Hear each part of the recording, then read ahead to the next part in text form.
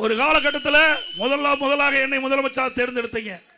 நான் கடுமையான சோதனையான நேரத்தில் பதவி ஏற்கின்ற கடுமையான வறட்சி, குடிப்பதில் கூட தண்ணி கிடையாது, சரி செஞ்சேன்.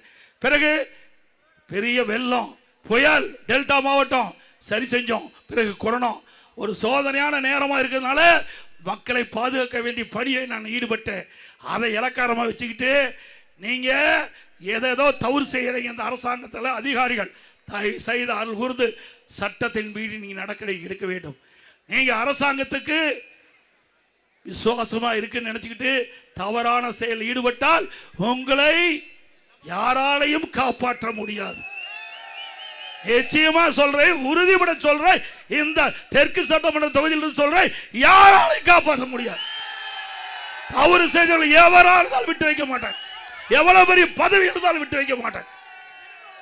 அதனால என்ன நடந்தாலும் பரவாயில்ல, அதை பத்தி எனக்கு கவலை இல்லை.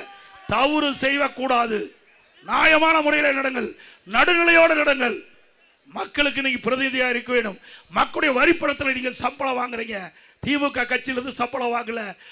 விசுவாசமா இருக்குன்னு நினைச்சுக்கிட்டு தவறான செயல் ஈடுபட்டால் உங்களை யாராலையும் காப்பாற்ற முடியாது.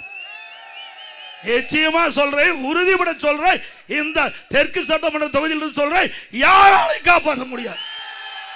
தவறு செய்தவர்கள் எவரால் விட்டு வைக்க மாட்டேன். எவ்வளவு பெரிய பதவி இருந்தாலும் விட்டு வைக்க மாட்டேன். அதனால என்ன நடந்தாலும் பரவாயில்ல, அதை பத்தி எனக்கு கவலை இல்லை. தவறு செய்யக்கூடாது. நியாயமான முறையில் நடங்கள், நடுநிலையோடு நடங்கள். மக்களுக்கு நீங்க பிரதிநிதியா இருக்க வேண்டும்.